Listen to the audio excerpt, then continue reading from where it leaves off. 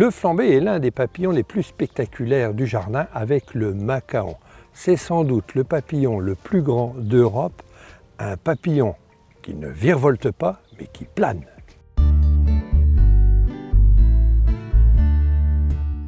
Adulte, le flambé, on pourrait le confondre avec le macaon. Là où on ne peut pas les confondre, c'est avec leur chenille.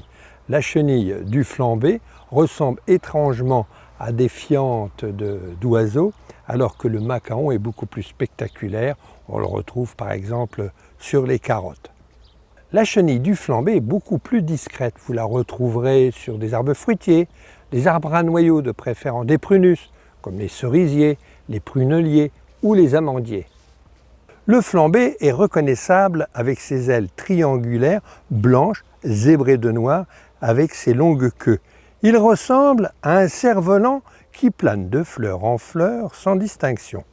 Posé sur une centaurée, il reste immobile pour mieux se faire photographier ou filmer.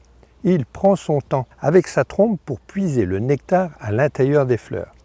Serait-il plus intéressé par les fleurs bleues, comme la centaurée par exemple? Un vol plané plus loin, il s'accroche sur une consoude du Caucase.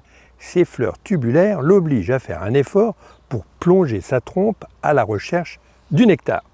Personnellement, dans mon jardin, j'ai toujours vu le flambé planer sur la centaurée et sur la consoude du Caucase. Sans doute qu'on peut le retrouver ailleurs sur d'autres fleurs. Mais il y a un point commun entre le flambé et le macaon, ce sont deux papillons qui apprécient la chaleur et les périodes très ensoleillées.